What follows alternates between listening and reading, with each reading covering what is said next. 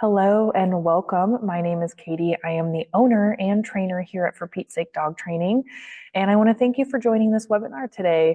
Today, we're going to be talking about how you can prepare and how to be prepared, I guess I should say, for pets coming into your home before they get there and after they get there. I really want to focus on what you can expect after they get to your house as well, because that's usually a time where people will struggle the most with their new pet in their home, whether it's behavioral issues, management issues, whatever we have going on. That team tends to be the time when shelters are seeing a big influx in returns is within the first couple of months of having your pet at your home.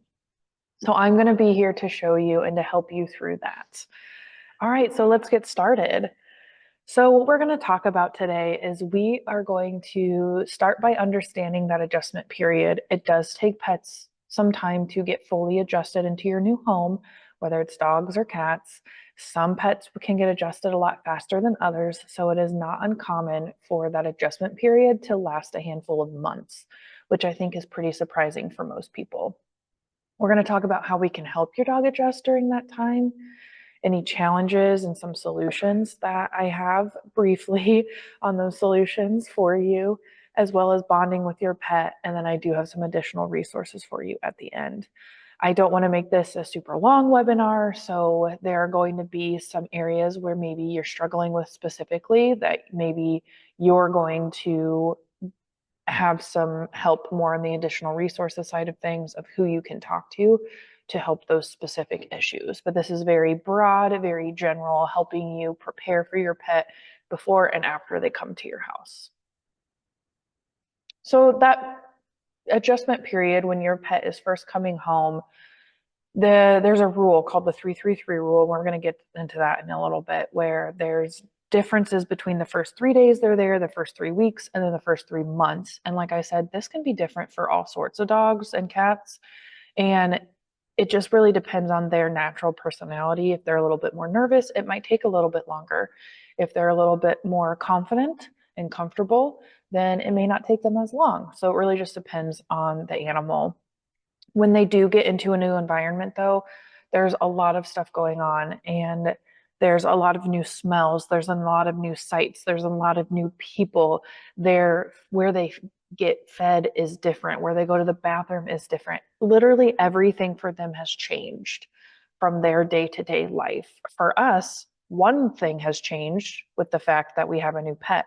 For them, their whole entire world has changed. So it is very important that we make sure we give them enough time to adjust, because that is a lot of information to take in. Animals instinctually are primarily focused on 3 main things: their feeding, their bathroom, and then their shelter, right? Feeding, I'll put water in there as well in that category. But they need to eat, they need to drink, they need to go to the bathroom, and they need to be protected with shelter. And those are initially the first things they're going to be concerned or worried about. So in the first couple of days, if any of those aspects in a way get threatened to them, or they feel threatened that they may not have that anymore, then they are going to act differently. For example, if you have a new dog at home and you're going to take them outside to go potty, you want to make sure that you have tags on them with your identification, as well as they are on a leash, because you may not know where you have maybe some faults in your fence. They may be looking for a way out because they do not understand that your home is actually a good shelter for them to be safe. They don't understand that yet. So you want to make sure for the first couple of days that you're not just letting your dog free roam outside. You want to be monitoring them and even having them out on a leash, even if you have a fenced-in backyard, because you don't know if they're going to jump the fence or find a hole to, climb under and escape. Because again, their safety for their survival is going to be first. I'm jumping into it a little bit, but that's just an example for you to be able to be a little bit more precautious in those first couple of days, that they may try to think about food, pottying, and shelter. Where are they going to be safe in those aspects? So when we talk about the 333 rule, sorry, I'm just going to move my face down a little bit here out of the way. This is going to be the 333 rule for the pet. And so this, again, is just very general. It may take less or more for your dogs. But within the first 3 days, your pet, I apologize, I'm probably going to say dogs more because I do work with more dogs, but this is also for cats. Your dog or cat is going to feel pretty overwhelmed. Like I said, there's a lot of new sights, smells, sounds, everything is different. So they're going to be pretty overwhelmed. They are also not very like confident and comfortable being like their true self to kind of let go and be who they want to be. They're going to have a guard up. They're going to be very reserved and protected. So they may shut down and hide or curl up or sleep most of the time, and that may worry you, and that is okay. They may start testing boundaries a little bit during that time. They may not eat or drink as normally as they were before you got them. They may be scared, unsure of what's going on. They definitely could growl, snap, bark, swat, hiss things. They are going to do things that basically are saying that they're not totally comfortable and that they might need some more space. And that is very normal. That's no reason for us to initially panic.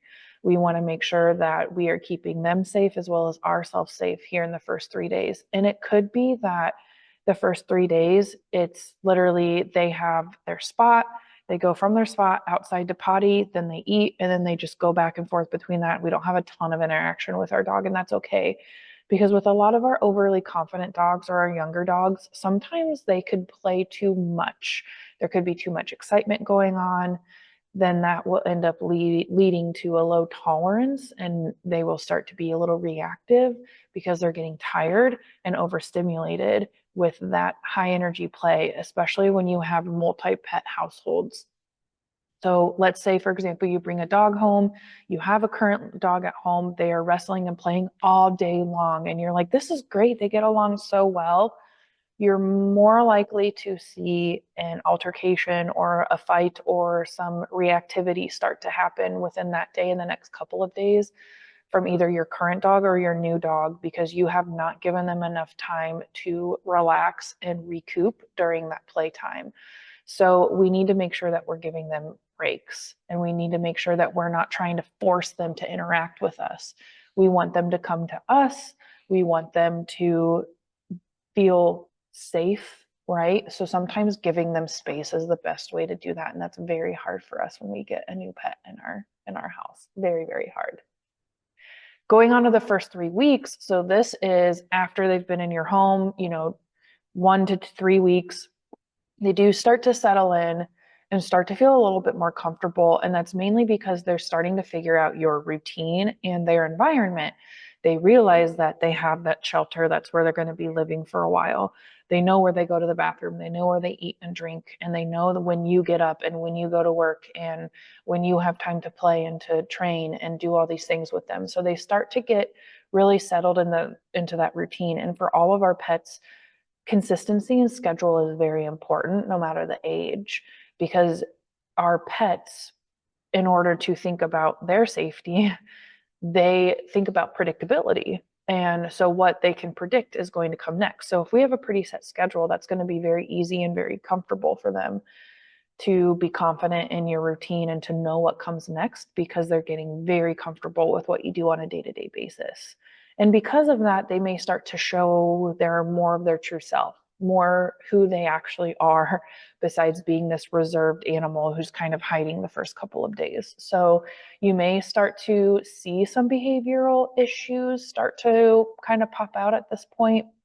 You may see an animal start to explore a little bit more and start to get into things that you don't want them getting into. Maybe they're counter surfing, jumping on the counters, anything like that. They may start barking at dogs or barking at people coming into your home when you're on walks or in the yard. They may start, biting or swatting at things. So you may start to see some behavioral issues come up at this point, and you may also start to see some bonding with specific family members. Usually the person who's feeding and taking them to potty or kind of taking care of them more, they tend to bond to that person first and a little faster than others. And then sometimes they just bond to everybody really well. So you are going to start to see that personality come out and them to start to kind of grow a connection with somebody in the family or multiple people in the family. After the first 3 months, so we're outside of month one, we're into month 2 and 3. And again, sometimes this might be longer or shorter for some of your animals. Your pet should be pretty confident with their routine and with their home at this point. They have really got that routine down. They understand who lives here, what they're doing, what these people are doing. They build a lot more trust with your family members and continue growing those bonds even more than what they were, 2 months ago. They've gained that new sense of security with their new home and with you as family members, and they're pretty much set into their environment and their routine. So, again, this is another kind of milestone where you also might start to see some behavioral issues pop up. Outside of the 3 weeks, you may also see some more at the 3 month, where it's again, I know who I am. My dog actually did this is about 2 to 3 months after adopting him. That's when he started getting reactive. So beforehand, he was kind of like, I don't really know what's going on. So I'm just kind of shut down and accepting what's happening. And then once he got very comfortable with his surroundings, he started saying, yeah, I'm comfortable enough to say I don't like this. And so I'm going to start communicating that a little bit more. So we may start to get more barks, growls, swatting, biting, things like that, showing our teeth when we're like, whoa, this is new, right?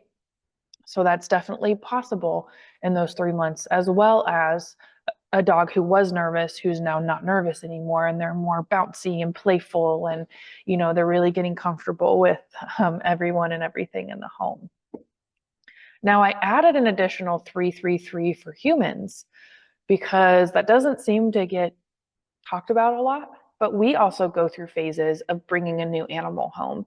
We talk about the animals 333s a lot because, again, that is a huge change for them, but it is a change for us too. So whether you are bringing home a new puppy, a kitten, an older cat, an older dog, it's a new animal and we're getting to know them at the same time. So within the first 3 days, you also may feel overwhelmed.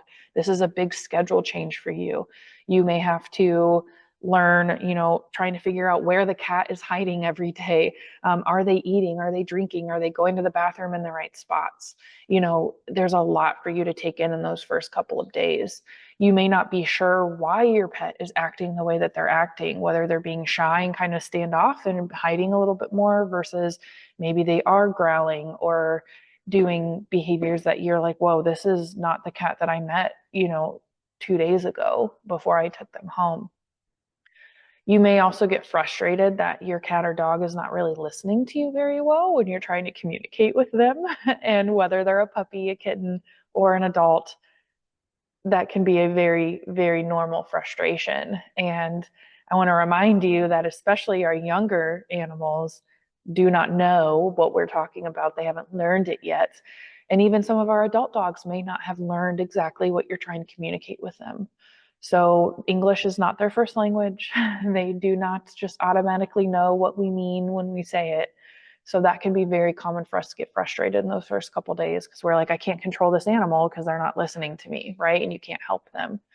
You may start to have a lot of messes the first couple of days, whether that's tearing things up, scratching on things, or peeing and pooping where they shouldn't be going to the bathroom, which all can kind of sum up to you feeling like you're just really not the best parent for them or just not doing your due diligence as a pet parent. Maybe they're just not interacting with you as much and you're just like, man, this just doesn't feel right. This is not how I imagine bringing a new pet home. And you kind of go through a little grief in those first couple of days. And that is, again, very normal. Just stick with it. I promise having patience through this is going to be huge for you. The first 3 weeks, you're going to start to build that connection. They're going to start to feel like they're becoming part of your family. You're going to start to feel a little bit more happier about them coming home, a little less frustrated because maybe there's less messes. They're starting to understand their boundaries. You get a little bit more happiness coming through because you're starting to understand them. They're starting to understand you. You've really started to understand their body language and picked up on some of the cues that they're giving off where you're like, okay, that you're nervous here, so I'm going to give you some space. Or you've been playing with my other pet that I've had for too long. Let me give you guys a break. And I've learned that that works really well. So you're going to just really be learning each other, and this is going to help you feel a lot happier. You're also going to start bonding with each other a lot more, which just overall helps with you feeling more connection with your pet, which is very fun and very exciting. Leading into the first 3 months, they're going to very much at this point feel like a true part of your family. And again, I'll reiterate, sometimes less, sometimes more than 3 months. This is just a general idea. You start to like not imagine life without them. You're like, they're definitely part of the family. You know, you have that bond, that love for them. They're listening to you more. Maybe you've started more training with them. They understand your boundaries, they understand your routine. You have a lot of photos of them, which you can scroll back and like see your time together and kind of reminisce on that as well. And then maybe you've started talking with a trainer, you know, to evaluate some of these other behavioral things that have popped up that you don't necessarily really like that you're seeing. Or, you know, maybe it's just, I want to learn some basics with them. I want to learn how to play with my cat appropriately. So there's a lot of things that you could do. But at this point, you know, maybe you've been researching and finding and talking to a trainer about some of that. So the 333, I want to just note that is not just for pets, but it is also for you too. So I want to talk about body language here for a second. I do have another webinar that dives deeply into this, and body language is going to be huge for you to understand about your pet, because there's a lot of times when our dogs are showing body language or our cats are showing body language that mean that they are uncomfortable, and we completely ignore them because body language in animals is very minute and it's very little. And we tend to just think, oh, if a dog doesn't like anything, they're going to growl or bark or maybe show their teeth. But there's a lot of very minor body language cues that dogs and cats give. So I'm going to start with the cat that's kind of in the top right hand where the lady's holding it. I'm going to do the cats and then I'll work down to the dogs. This one I did find, these are all just from my program where I've made this PowerPoint. So these are stock photos. And what I want to point out is the cat here, while it's being hugged by this lady, it's obviously distracted by something else. And there were some other pictures that popped up where it made it look like there was someone behind her that this cat is very aware of. But you can notice that it has a very tight mouth. Its eyes are wide. She's pressing it towards her, which I'm assuming the cat doesn't want to be. Oh my goodness, my dog's having a pity tantrum right now. Your belly's red. We need to check that out. Anyway, so this is like what I wanted to put here though, is that this is a forceful interaction with the cat. And so it could be very common that the cat will get frustrated and start to wiggle, maybe scratch, use their mouth. This is something that I see a lot, that we force these interactions with our pets. And that's when we're going to get behaviors that we don't want, injuries that we don't want. Not necessarily, the cat might not like being hugged. That's something I'll talk about later, but there's something distracting this cat where it doesn't really want this interaction at this point. And it's very clear in that body language. The white cat, the second cat, I wanted to point out its ears are pointed out to the side and a little down. That usually tells me that I am not interested in what's going on around me. Sometimes that could be there's just another pet around. There could be a kid walking around. Someone's about to pick them up. Pictures are always hard because you don't see the rest of the environment as well. But cat ears out to the side and especially a little down definitely tells me that there's something going on that you don't really like right now. And I should not force a lot of interaction with you. The little orange kitten, this one is definitely very alert. You can see a little archiness of the back. The tail is straight up. The ears are a little bit more out. Our face is very forward, tight mouth. So we are definitely alert about something, whatever's going on. And I just need to be cautious with going in and interacting with this cat a little bit more, because they could definitely start to put their defense mode up if they are not confident with what's going on, you know, what happens next after this body language. The two dogs on the bottom that are getting hugged, I wanted to point these out because we tend to hug pets a lot. That's how we humans show affection. And some people, I hear it a lot actually, is that my dog loves to be hugged, which goes into my next one with the dog being pet on the head. And both of these dogs are very much not loving the hug. And it's, to me, it's very obvious. The younger girl hugging the more white dog off to the bottom left. That dog has very tight body language, especially its mouth. It actually looks like it's trying to look away from her. Its ears are pinned back. And just by looking at it, I'm going to anthropomorphize a little bit, but it very much looks like, ugh, to me. Like it does not like what's going on. And you could easily get a bite soon after this body language. And that is nothing wrong with the dog for that. The dog is communicating that they don't like this. It's our fault for continuing to push that dog past what they're comfortable with. So, again, I get into this a lot more. The bigger one in the middle, the brown and tan dog, you see ears pinned, wide eyes, mouth is starting to curl. So we might actually maybe start to show teeth or growl here. But this body language is telling me that this dog does not like the hug. It's not. Our dogs tend to tolerate things more than we think that they actually like. And again, that's where we're normally seeing a growl or a bark or showing teeth is just telling me my dog doesn't like it. But these are all examples of dogs saying, I don't really care for this. And that can easily progress into growling, barking, nipping. So we tend to ignore the very subtle cues. And this is where dog bites can happen. And again, it is not by fault of the dog, it is by fault of the person because we're ignoring these subtle cues. The last one, the dog getting pet on the head, I wanted to show this one because most people will look at this dog and say they're fine. They're totally fine. This dog is not 100% fine.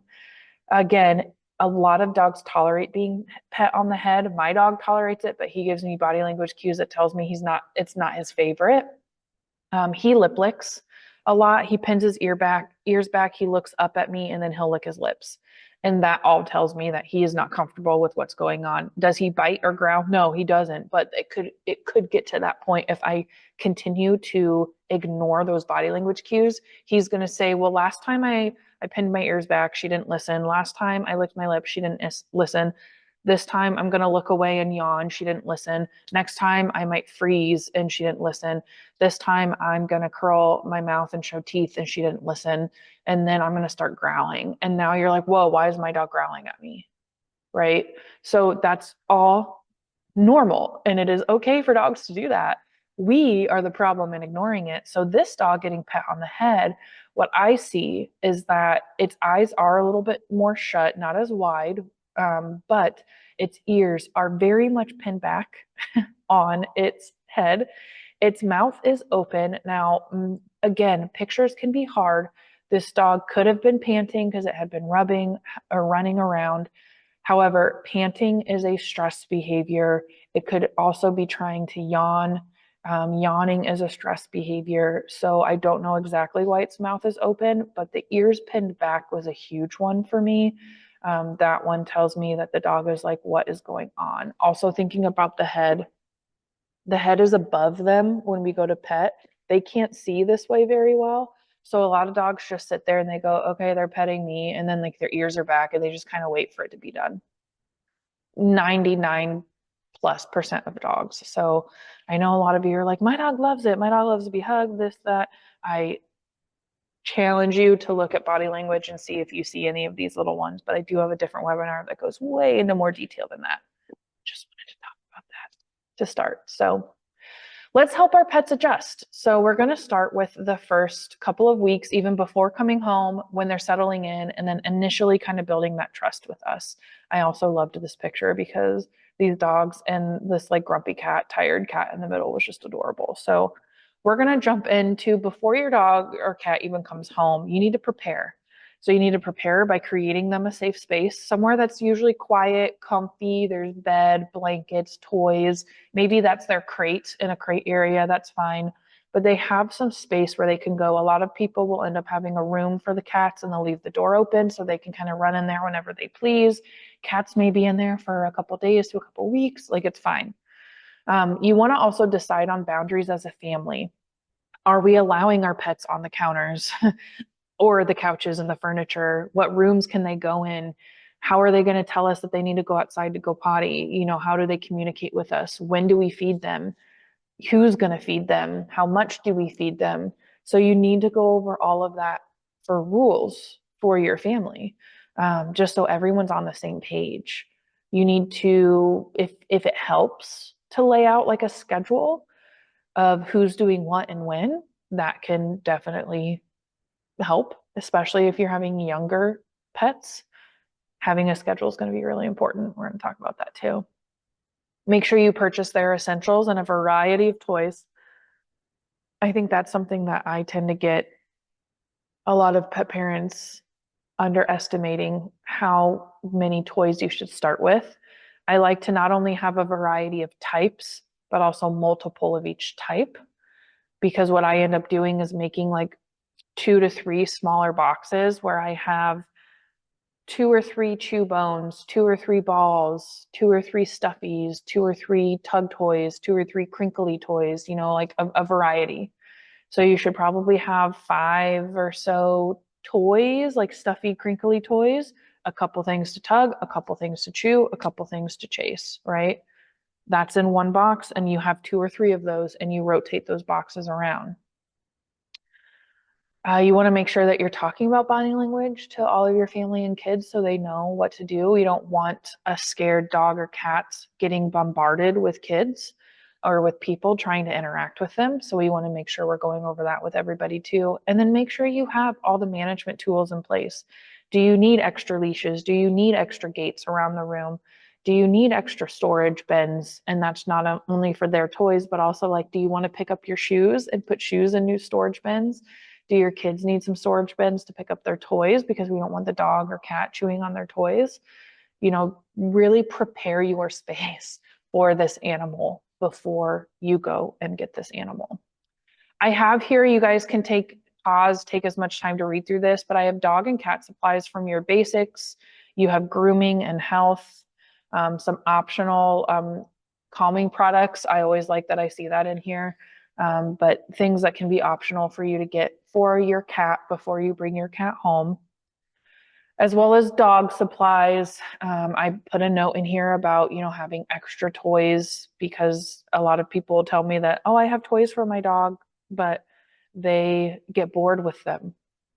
They only have like 4 or 5 toy options and they're out 24/7. Of course, they're going to get bored with them. So we need to make them more exciting and keep a good variety of there.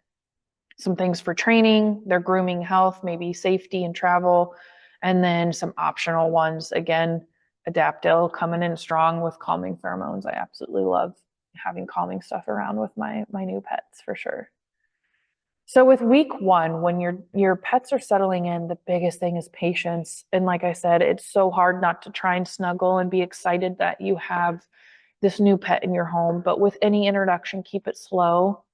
Let your pet explore, let them explore the space. You know, we don't have to be calling them a million times to come back to us. If you're afraid of them wandering off, then manage. Have a leash or gates. Where can they and can't they go? Establish that routine very early on. We're going to go potty, we're going to eat, we're going to nap. Like those are the things you really should be in bedtime. You should be focused on just those. You can do some playing throughout the day if your pet wants to play, but other than that, if they don't want to, don't force it, you know, too much within this first week. Make sure that they always have access to their safe space, somewhere that's away from other pets and away from children and people. If they want to get away and take a break, that is fine. And then just casually giving them treats just to build that bond up. You don't have to ask for specific behaviors. If your pet is kind of shy and they decide to come up to you one day, instead of going in for some hugs and pets, just have a little treat and give them a little treat, right? We want to not go too much too quickly with them when they have chosen to come out of their safe spot to come interact with us.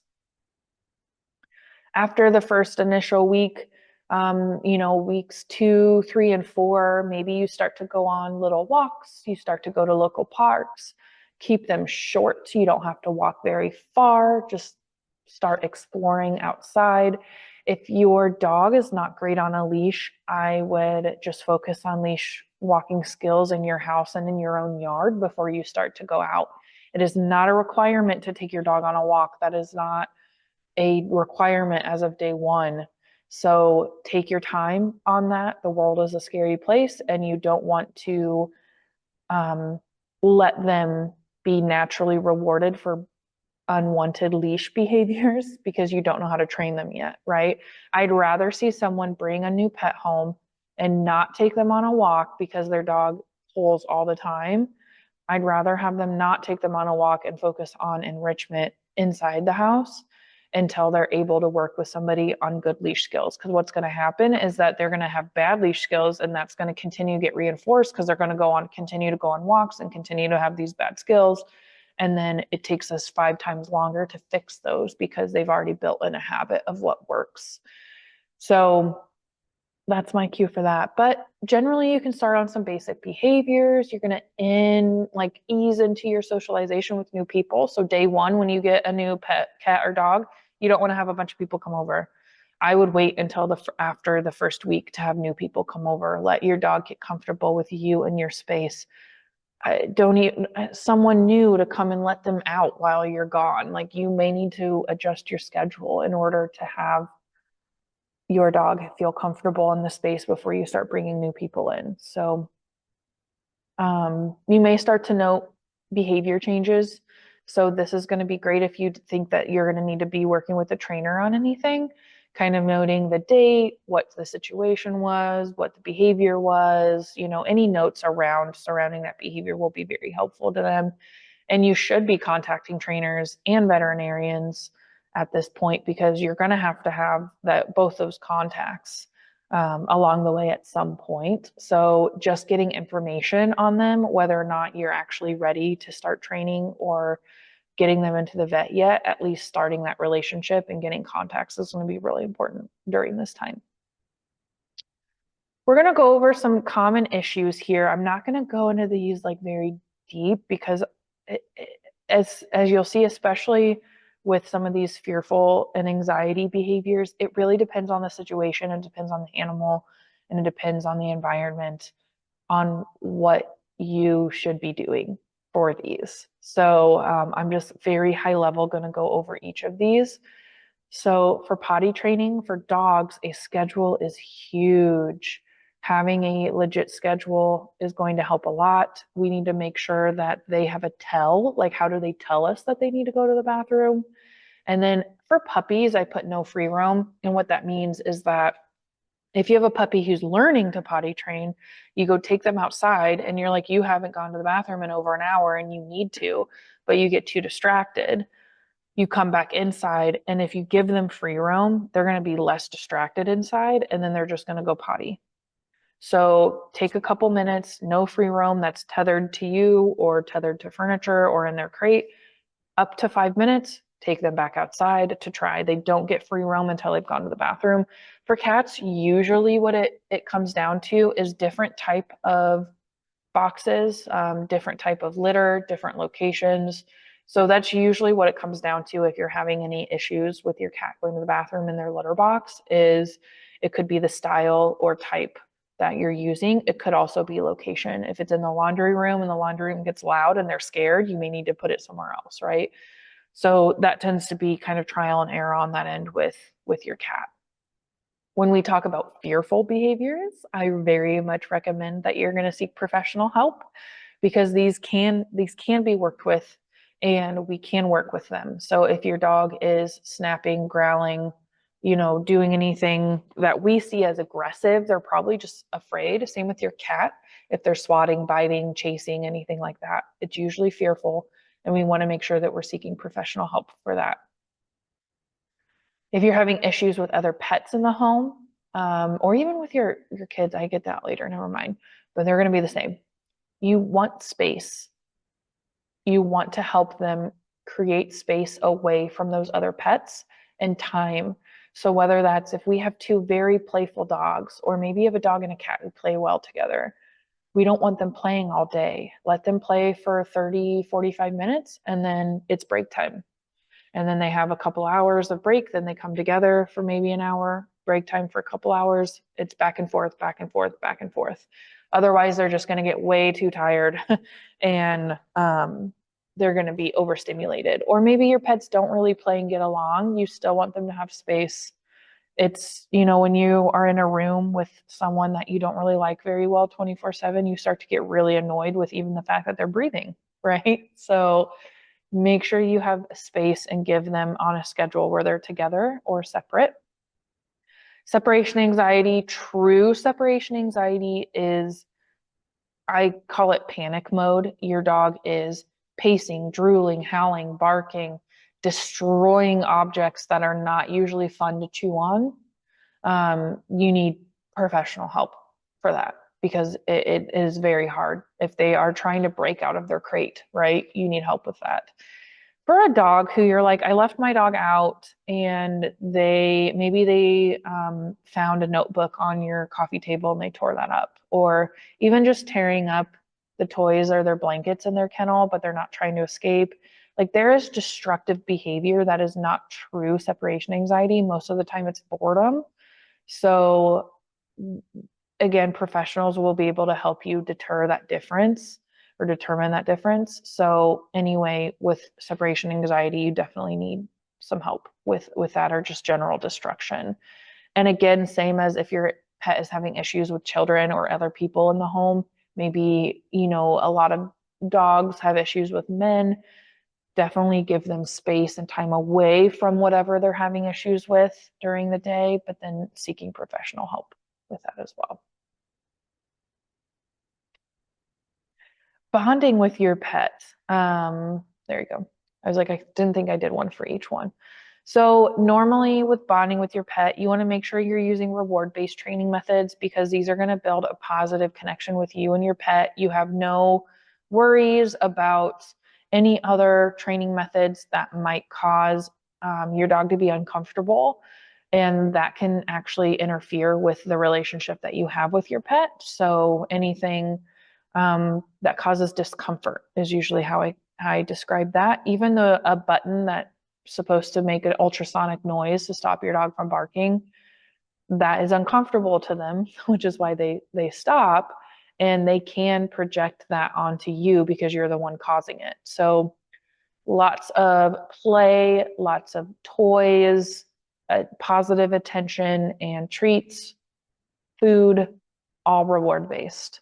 Let your pet come to you. I've mentioned this a couple of times, but instead of us can see, this is the other picture with the cat, the person holding the cat. Definitely seems like there's something that they're attached to. But instead of me forcing my cat to interact with me, I'm going to let them come to me. And if they come into my lap, then I'll pet and interact with them instead of constantly picking them up and constantly making them interact with me. And this is very difficult for children, but it's important that we, express this before the pet comes home, is that we want our pets to come to us. And doing a lot of engagement activities, whether this is playing tug, playing fetch, playing with a flirt pole, the cat toys, things that will get your pet playing with you, but not maybe necessarily physical contact with you. So anything that will engage them on a positive note that you're doing with them will be great. And sometimes that's even just sitting outside on your deck with them, just exploring the world and just kind of watching the birds fly by. So learning how to communicate with your pet is also very important. Pets do not know English. I mentioned that in the beginning. And sometimes we think we've adopted an older pet, so they should know the words that I'm talking about. They probably don't. They may know some of them. But our animals do communicate through body language and different sounds, usually too, especially with cats. So learning how to communicate with your pet will be very important to help lead to less frustration when you're trying to figure out why your pet isn't listening to you or why they're not doing what you want them to do. So animals are not naturally built to live in the human world. So their brain is not automatically programmed to know what we want and when we want. So we have to teach these through communication aspects. That's not the word I'm looking for, but through ways of communication that they know, not what we know. So we need to meet them halfway. We expect a lot from our pets and it's very hard for them to understand us. And along with communicating with them, we have to understand how they're communicating with us.